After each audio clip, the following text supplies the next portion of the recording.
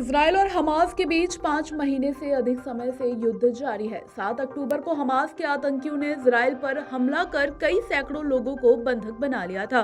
बाद में इजराइल ने कड़ी जवाबी कार्यवाही और समझौता कर अपने कुछ लोगों को रिहा कर लिया था।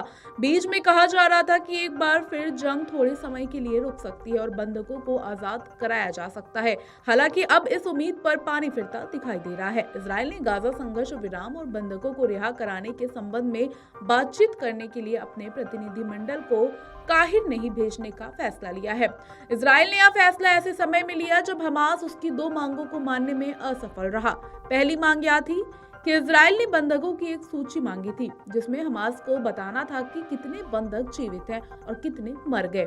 वहीं दूसरी तरफ यह कि बंधक के बदले में इजराइल की जेलों से रिहा करने वाले फलस्तीनी कैदियों के अनुपात की पुष्टि करना। एक इजराइल अधिकारी के नाम न बताने की शर्त पर बताया कि प्रधानमंत्री बेंजामिन नेतन्याहू ने मोसाद के निदेशक डेविड बर्निया के साथ समन्वय में वार्ता में शामिल नहीं होने का फैसला लिया है। इससे पहले अमेरिकी राष्ट्रपति जो बाइडेन ने उम्मीद जताई थी कि सोमवार तक यानी आज इजराइल और हमास के बीच युद्ध विराम हो सकता है।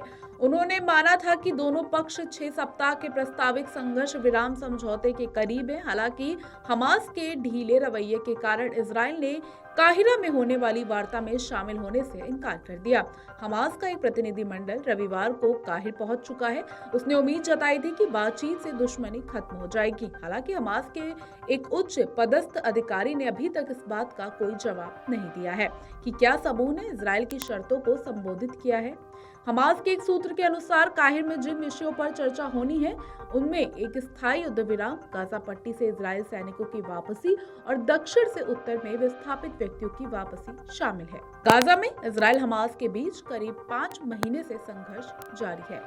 7 अक्टूबर को दक्षिण इजराइल पर हमास के हमले के बाद शुरू हुए युद्ध में 30,000 से ज्यादा लोगों की जान जा चुकी है।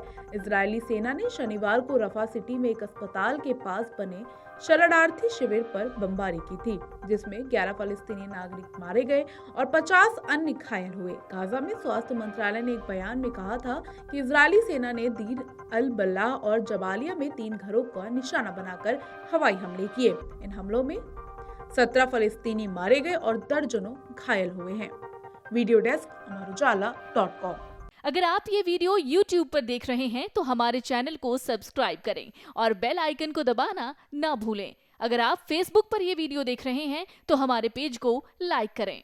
अगर आप ये वीडियो YouTube पर देख रहे हैं तो हमारे चैनल को सब्सक्राइब करें और बेल आइकन को दबाना ना भूलें। अगर आप Facebook पर ये वीडियो देख रहे हैं तो हमारे पेज को लाइक करें।